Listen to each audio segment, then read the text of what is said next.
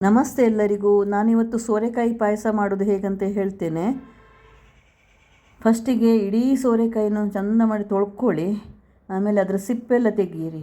ಸಿಪ್ಪೆ ತೆಗಿಬೇಕು, ತಿರುಳು ಸಹ ತೆಗಿಬೇಕು, ಬೀಜ ಸಹ ತೆಗಿಬೇಕು, ಯಾವುದು ಬೇಡ. ಮತ್ತು ಅದನ್ನು ಚೆಂದ ಮಾಡಿ ಕಟ್ ಮಾಡಿ, ಸಣ್ಣಕ್ಕೆ ಕಟ್ ಮಾಡಿ. ಆಮೇಲೆ ಇನ್ನೊಮ್ಮೆ ತೊಳೆದು ಬಿಡಿ. ಅದನ್ನು ತೊಳೆದು ಈಗ ಕುಕ್ಕರಿಗೆ ಅದನ್ನು ಶಿಫ್ಟ್ ಮಾಡುವ. ಆಮೇಲೆ 1 ಗ್ಲಾಸ್ ಅಕ್ಕಿ ಹಾಕಿದ್ದೀನಿ ನಾನು ಇದರಲ್ಲಿ. 1 ಗ್ಲಾಸ್ ಅಕ್ಕಿಯನ್ನು ಚೆಂದ ಮಾಡಿ ತೊಳೆದು ಅದನ್ನು ಸಹ ಕುಕ್ಕರಿಗೆ ಹಾಕಿ ಬಿಡುವ. ಯಾಕಂತೇಳಿದರೆ ಅಕ್ಕಿ ಹಾಕಿದರೆ ಟೇಸ್ಟ್ ಜಾಸ್ತಿ ಬರ್ತದೆ. ಅಕ್ಕಿ ಹಾಕದೆ ಸಹ ಮಾಡ್ಬೋದು. ನಾನಿಲ್ಲಿ ಅಕ್ಕಿ ಯೂಸ್ ಮಾಡ್ತಾಯಿದ್ದೇನೆ. ಅದು ಮುಳುಗುವಷ್ಟು ನೀರು ಹಾಕಿಬೇಡಿ. ಆಮೇಲೆ ಚೆಂದ ಮಾಡಿ ಒಮ್ಮೆ ಸೌಟಲ್ಲಿ ಮಿಕ್ಸ್ ಮಾಡಿ ಕುಕ್ಕರ್ನ ಮುಚ್ಚಳವನ್ನು ಮುಚ್ಚಿ ವಿಸಿಲ್ ಸಹ ಹಾಕಿಬೇಡಿ. 2 ವಿಸಿಲ್ ಬರಲಿ ಅದು. ಆಮೇಲೆ ತೆಂಗಿನಕಾಯಿ ತುರಿ ತಗೊಂಡಿದ್ದೇನೆ, 1 ಇಡೀ ತೆಂಗಿನಕಾಯಿದು. ಅದನ್ನು ಮಿಕ್ಸರ್ ಜಾರಿಗೆ ಹಾಕಿ ಅದು ಮುಳುಗುವಷ್ಟು ನೀರು ಹಾಕಿ. ಅದು ಮುಳುಗುವಷ್ಟು ನೀರು ಹಾಕಿದ ನಂತರ ಚೆಂದ ಮಾಡಿ ಗ್ರೈಂಡ್ ಮಾಡಿ ಆದ ನಂತರ ಅದನ್ನು ಜಾಲರಿಯಲ್ಲಿ ಹಾಕಿ ನಾವೀಗ ಹಿಂಡಿ ಬಿಡುವ. ಹಾಲು ತೆಗೆಯುವುದನ್ನು ಚೆಂದ ಮಾಡಿ ಹಿಂಡಬೇಕು ಅದನ್ನು.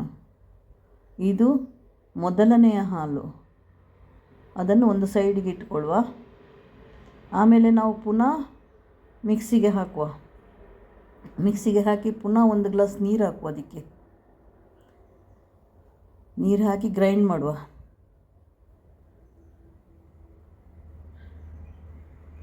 ಇದು 2ನೇ ಹಾಲು. 1ನೇ ಹಾಲು ದಪ್ಪದ್ದು, ಇದು 2ನೇ ಹಾಲು. 2ನೇ ಹಾಲು ಸ್ವಲ್ಪ ನೀರು ಬರ್ತದೆ. ಅದನ್ನು ಎರಡನ್ನು ಸೈಡಿಗೆ ಇಟ್ಟುಕೊಳ್ಳುವ. ಚೆಂದ ಮಾಡಿ ಹಿಂಡಬೇಕು ಅದನ್ನು. ಕೆಲವರು ಬಟ್ಟೆಯಲ್ಲಿ ಸಹ ಹಿಂಡ್ತಾರೆ. ನಾನಿದು ಇಲ್ಲಿ ಜಾಲರಿ ತಗೊಂಡಿದ್ದೇನೆ. ಇನ್ನೊಂದು ಕಡೆಯಲ್ಲಿ ಬೆಲ್ಲ.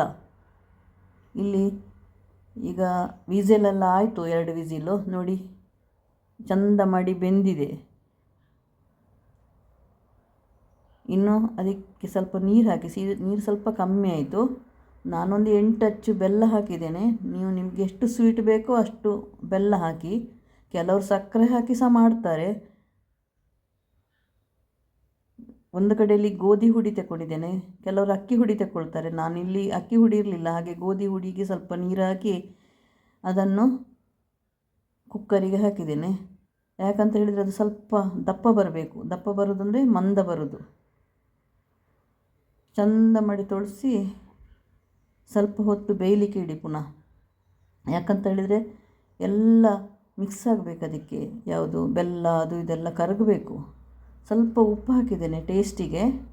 ಕೆಲವರು ಉಪ್ಪು ಹಾಕೋದಿಲ್ಲ, ನಾವೆಲ್ಲ ಉಪ್ಪು ಹಾಕ್ತೇವೆ. ಯಾಕಂತ ಹೇಳಿದರೆ ಉಪ್ಪು ಹಾಕಿದರೆ ಟೇಸ್ಟ್ ಜಾಸ್ತಿ ಬರ್ತದೆ. ಸ್ವೀಟ್ ಸಹ ಸ್ವಲ್ಪ ಜಾಸ್ತಿ ಆಗ್ತದೆ. ಬೆಲ್ಲದ ಸ್ವೀಟ್ ಸಹ ಸ್ವಲ್ಪ ಜಾಸ್ತಿ ಆಗ್ತದೆ.